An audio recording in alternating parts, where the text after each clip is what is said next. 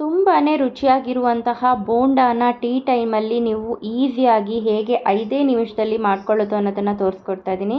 ಈ ರೀತಿಯಾಗಿ ಮಾಡ್ಕೊಳ್ಳುವಂತಹ ಮೈಸೂರು ಬೋಂಡಾನ ನೀವು ಕೇವಲ ಬಿಗಿನರ್ಸ್ ಕೂಡ ಈಸಿಯಾಗಿ ಮಾಡ್ಕೊಬಿಡ್ಬೋದು. ಅಷ್ಟು ಚೆನ್ನಾಗಿ ಬರುತ್ತೆ ಈ ರೆಸಿಪಿ.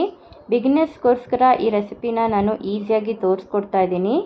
ಹೇಗೆ ಮಾಡೋದು ಅನ್ನೋದನ್ನು ನೋಡ್ಕೊಳ್ಳಿ. ಮೊದಲಿಗೆ ನನ್ನ ರೆಸಿಪಿ ನಿಮಗೆ ಇಷ್ಟ ಆಗಿದ್ದರೆ ಲೈಕ್ ಮಾಡಿ, ಶೇರ್ ಮಾಡಿ ಮತ್ತು ಸಬ್ಸ್ಕ್ರೈಬ್ ಮಾಡ್ಕೊಳ್ಳೋದನ್ನು ಮರಿಬೇಡಿ. ಮತ್ತು ಬನ್ನಿ ಹೇಗೆ ಮಾಡೋದು ಅಂತ ನೋಡ್ಕೊಳ್ಳೋಣ. ವಿಡಿಯೋನ ಶುರು ಮಾಡೋಣ. ಈಗ ಮೊದಲಿಗೆ ನಾನು ಒಂದು ಪಾತ್ರೆನ ತೊಗೊಂಡಿದ್ದೀನಿ. ಈ ಪಾತ್ರೆಗೆ ನಾನು ಮೊಸರನ್ನು ಅರ್ಧ ಕಪ್ ಆಗುವಷ್ಟು ಮೊಸರನ್ನು ಹಾಕ್ಕೊಂಡಿದ್ದೀನಿ. 1 ಟೀ ಸ್ಪೂನ್ ಆಗುವಷ್ಟು ಅಜ್ವೈನ, 1 ಟೀ ಸ್ಪೂನ್ ಆಗುವಷ್ಟು ಜೀರಿಗೆ ಮತ್ತು 1 ಟೀ ಸ್ಪೂನ್ ಆಗುವಷ್ಟು ಉಪ್ಪನ್ನು ಸೇರಿಸ್ಕೊಳ್ತಾ ಇದ್ದೀನಿ. ಮತ್ತು 1/4 ಟೀ ಸ್ಪೂನ್ ಆಗುವಷ್ಟು ಬೇಕಿಂಗ್ ಸೋಡಾನ ಸೇರಿಸ್ಕೊಳ್ತಾ ಇದ್ದೀನಿ.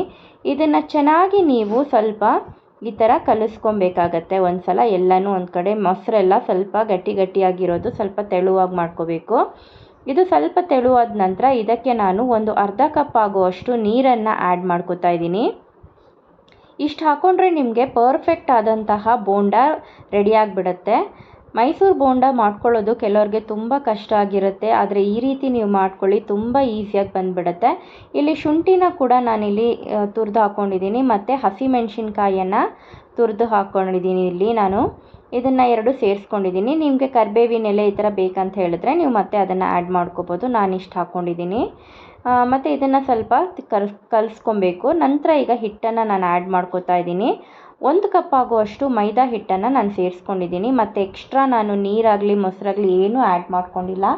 ಎಷ್ಟು ಸೇರಿಸ್ಕೊಂಡಿದ್ದೀನಿ ಅಷ್ಟಕ್ಕೇ ಪರ್ಫೆಕ್ಟ್ ಆದಂತಹ ಬ್ಯಾಟರ್ ರೆಡಿಯಾಗಿದೆ. ನೋಡಿ ಯಾವ ಥರ ನೀವು ಕೈ ಹಾಕಿ ಕಲಿಸ್ಕೊಂಡ್ರೆ ಈ ರೀತಿಯಾದಂತಹ ಸ್ವಲ್ಪ ದಪ್ಪವಾದಂತಹ ಬ್ಯಾಟರ್ನ ರೆಡಿ ಮಾಡ್ಕೊಳ್ಬೇಕು. ತುಂಬ ನೀರು ಮಾಡ್ಕೊಳ್ಬಾರ್ದು. ಈ ಥರ ಹಿಡಿದ್ರೆ ಸ್ವಲ್ಪ ಕೈಗೆ ಬರಬೇಕು. ಆ ಥರ ನೀವು ಈ ಥರ ಕಲಿಸೋದ್ರಿಂದ ಚೆನ್ನಾಗಿ ಅದು ಬರುತ್ತೆ. ಮತ್ತು 5 ನಿಮಿಷಗಳ ಕಾಲ ಇದನ್ನು ಸ್ವಲ್ಪ ಇಟ್ಟು ಮಾಡ್ಕೊಳ್ಳೋದ್ರಿಂದ ತುಂಬ ಚೆನ್ನಾಗಿ ಬರುತ್ತೆ. ಎಣ್ಣೆ ಮತ್ತು ಸ್ವಲ್ಪ ಕಾದಿರಬೇಕು. ಕಾದಿರುವಂತಹ ಎಣ್ಣೆಗೆ ನೀವು ಬಿಟ್ಟಿದ್ರೆ 2ರಿಂದ 3 ನಿಮಿಷದೊಳಗಡೆ ನಿಮಗೆ ಈ ಥರ ಬೋಂಡ ರೆಡಿಯಾಗಿಬಿಡುತ್ತೆ. ಮೈಸೂರು ಬೋಂಡ ಮಾಡ್ಕೊಳ್ಳೋಕೆ ಬರದೇ ಇರೋರು, ಬಿಗಿನರ್ಸು ಈ ಥರ ಮಾಡ್ಕೊಂಡು ನೋಡ್ಕೊಳ್ಳಿ. ಪರ್ಫೆಕ್ಟ್ ಆದ ಕನ್ಸಿಸ್ಟೆನ್ಸಿನ ನಾನು ಹೇಳ್ಕೊಟ್ಟಿದ್ದೀನಿ. ಇದೇ ರೀತಿಯಾಗಿ ಇಷ್ಟೇ ಕ್ವಾಂಟಿಟಿನಲ್ಲಿ ನೀವು ಮಾಡೋದ್ರಿಂದ ಬೋಂಡ ಬೇಗನೆ ರೆಡಿಯಾಗಿಬಿಡುತ್ತೆ. Thank you for watching my video. ಈ ರೆಸಿಪಿ ನಿಮಗೆ ಇಷ್ಟ ಆಗಿದ್ದರೆ ಲೈಕ್ ಮಾಡಿ, ಶೇರ್ ಮಾಡಿ.